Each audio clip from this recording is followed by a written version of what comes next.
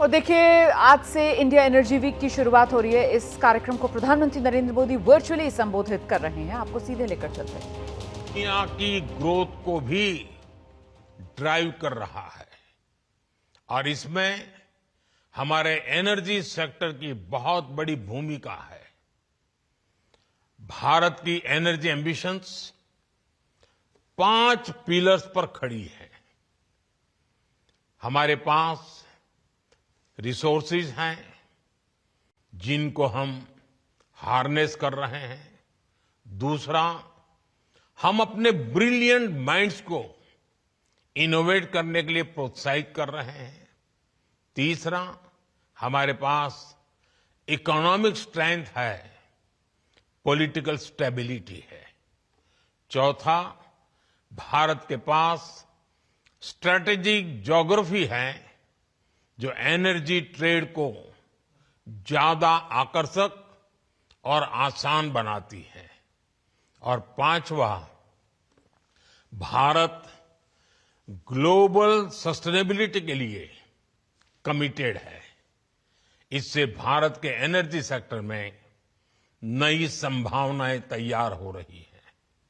साथियों, विकसित भारत के लिए अगले 2 दशक बहुत अहम है और इसमें आने वाले 5 साल में हम अनेक बड़े पड़ाव पार करने वाले हैं।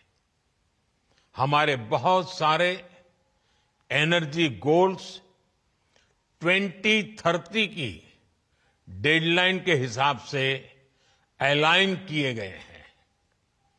साल 2030 तक हम 500 gigawatt renewable energy capacity add करना चाहते हैं। साल 2030 तक भारतीय रेलवे ने नेट जीरो कार्बन एमिशन का टारगेट रखा है। साल 2030 तक हम हर साल 5 million metric ton green hydrogen कर सके, ये हमारा लक्ष्य है। हमारे ये टारगेट्स काफी एम्बिशियस लग सकते हैं, लेकिन बीते 10 साल में जो भारत ने हासिल किया है, उससे ये विश्वास पैदा हुआ है कि ये टारगेट्स भी हम जरूर हासिल कर लेंगे। फ्रेंड्स, बीते 10 साल में भारत 10th लार्जेस्ट से 5th लार्जेस्ट इकोनॉमी बना है। बीते 10 वर्षों में हमने अपनी सोलर एनर्जी जनरेशन कैपेसिटी को 32 टाइम्स बढ़ाया है। आज भारत दुनिया का तीसरा सबसे बड़ा सोलर पावर जनरेटिंग नेशन है। हमारी non fossil fuel energy capacity 3 गुना बढ़ी है। भारत G20 देशों में पेरिस समझौते के लक्ष्यों को पूरा करने वाला पहला देश है। भारत कैसे अपने लक्ष्य समय से पहले प्राप्त कर रहा है, इसका एक और उदाहरण है इथेनॉल ब्लेंडिंग। आज भारत 19% इथेनॉल ब्लेंडिंग कर रहा है। इससे फॉरेन एक्सचेंज की सेविंग हुई है और सब्सटेंशियल फार्मर रेवेन्यू जनरेट हुआ है। साथ ही CO2 एमिशंस में सिग्निफिकेंट कट भी आया है। हम अक्टूबर 2025 से पहले ही 20% इथेनॉल मैंडेट अचीव करने की राह पर है। आज भारत की बायोफ्यूल्स इंडस्ट्री तेजी से ग्रो करने के लिए तैयार है। हमारे पास 500 मिलियन मैट्रिक टन्स का सस्टेनेबल फीडस्टॉक है। इंडिया की G20 प्रेसिडेंसी के दौरान ग्लोबल बायोफ्यूल्स अलायंस बना और लगातार एक्सपांड हो रहा है। इससे 28 नेशंस और 12 इंटरनेशनल ऑर्गेनाइजेशंस जुड़ चुके हैं। ये वेस्ट को वेल्थ में ट्रांसफॉर्म कर रहा है और सेंटर्स ऑफ एक्सीलेंस सेट कर रहा है। साथियों, भारत अपने हाइड्रोकार्बन रिसोर्सेज के पोटेंशियल को पूरी तरह से एक्सप्लोर करने के लिए निरंतर रिफॉर्म्स कर रहा है। बड़ी डिस्कवरीज और गैस इंफ्रास्ट्रक्चर के व्यापक विस्तार के कारण हमारा गैस सेक्टर एक्सपांड कर रहा है। इससे हमारे एनर्जी मिक्स में नेचुरल गैस का शेयर बढ़ा है। भारत अभी 4th लार्जेस्ट रिफाइनिंग हब है और हम अपनी कैपेसिटी 20% तक बढ़ाने में जुटे हैं। साथियों, हमारी जो सेडिमेंट्री बेसिन्स है, इसमें कई सारे हाइड्रोकार्बन रिसोर्सेज मौजूद है। इनमें से कई का पता चल चुका है और कई ऐसे हैं जिन्हें खोजा जाना बाकी है, जिनका एक्सप्लोरेशन बाकी है। इंडिया का अपस्ट्रीम सेक्टर और आकर्षक हो, इसके लिए सरकार ने open acreage licence policy OALP बनाई है।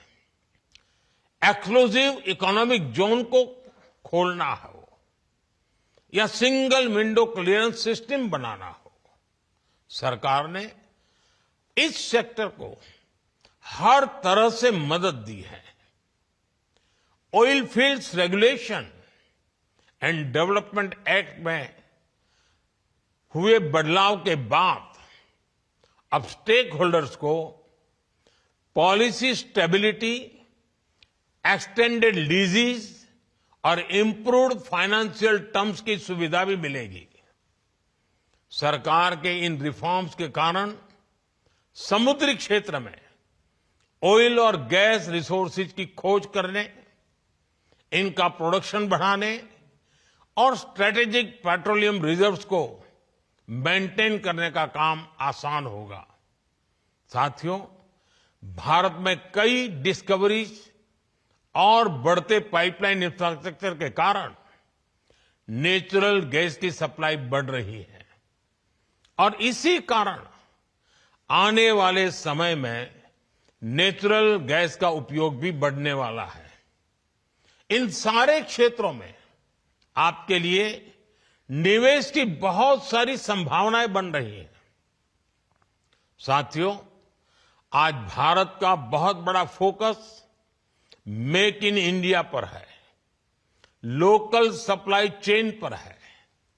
भारत में पीवी मॉड्यूल सहित अनेक प्रकार के हार्डवेयर की मैन्युफैक्चरिंग के लिए भी बहुत संभावनाएं हैं।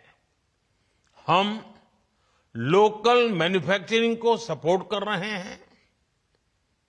10 साल में भारत की solar PV module manufacturing capacity का विस्तार हुआ है। ये क्षमता 2 गीगावाट से बढ़कर करीब 70 गीगावाट हो गई है। पीएलआई स्कीम की वजह से ये सेक्टर और आकर्षक हो गया है। इससे high efficiency solar PV modules की मैन्युफैक्चरिंग को बढ़ावा मिला है। साथियों, बैटरीज और स्टोरेज कैपेसिटी के सेक्टर में इनोवेशन और मैन्युफैक्चरिंग दोनों के लिए बहुत अवसर हैं। भारत बहुत तेज गति से इलेक्ट्रिक मोबिलिटी की तरफ बढ़ रहा है।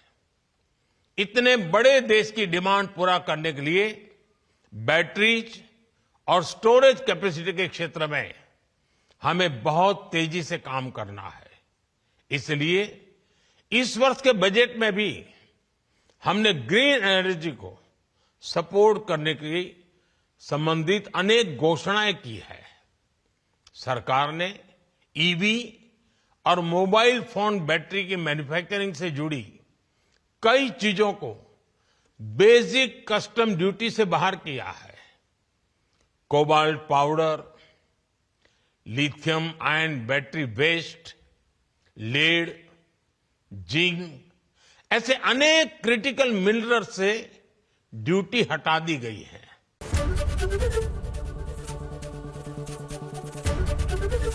एबीपी गंगा, खबर आपकी, जुबान आपकी।